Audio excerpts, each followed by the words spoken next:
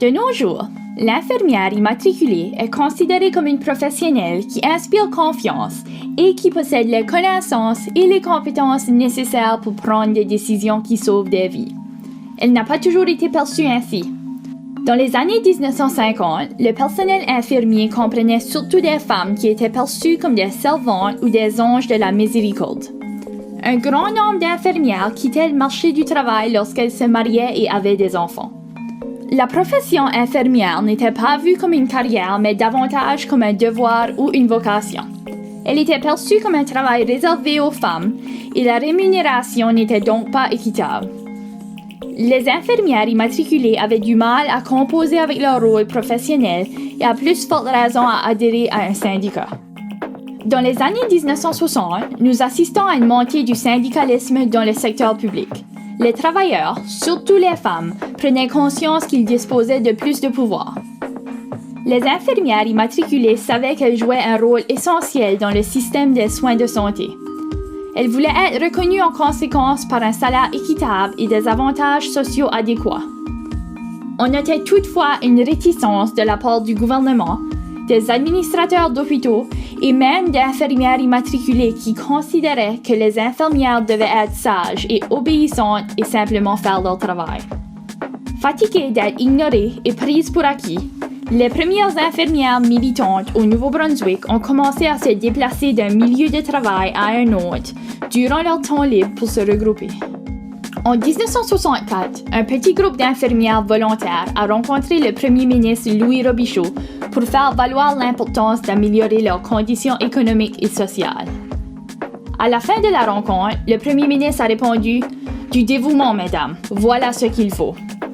Les infirmières savaient qu'elles ne pouvaient pas nourrir leur famille ni payer leur loyer par le dévouement.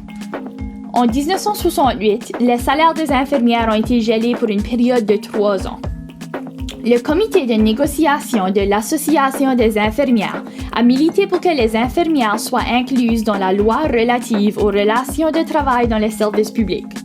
En 1969, grâce à l'appui de 90% des infirmiers prêts à démissionner, le comité de négociation de l'association a signé son premier contrat qui accordait aux infirmières immatriculées une hausse de salaire, celui-ci passant de 373 $ à 430 $ par mois. En 1970 et 1971, le gouvernement a adopté 2 mesures législatives qui accordaient aux infirmières immatriculées des hôpitaux, de la fonction publique et des foyers de soins le droit de s'organiser en vue de la négociation collective, et celles-ci s'en sont prévalues.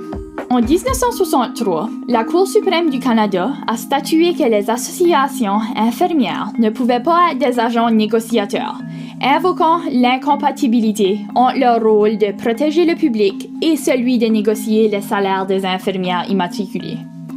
Il faudrait donc créer 2 conseils de négociation afin que les infirmières continuent d'avoir leur mot à dire dans la négociation de leur salaire.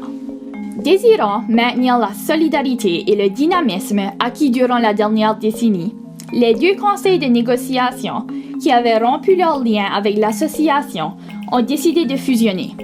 La première assemblée annuelle de l'organisation, qui deviendrait bientôt le syndicat des infirmières et infirmiers du Nouveau-Brunswick, a eu lieu à Bathurst en 1975. Les infirmières immatriculées ont remporté quelques victoires politiques lorsqu'elles ont commencé à se syndicaliser, mais elles n'étaient toujours pas reconnues au même titre que les autres professionnels de la santé par le gouvernement et les administrateurs d'hôpitaux. Une initiative audacieuse des infirmières immatriculées en 1975 allait changer cette perception. Restez à l'écoute pour savoir comment.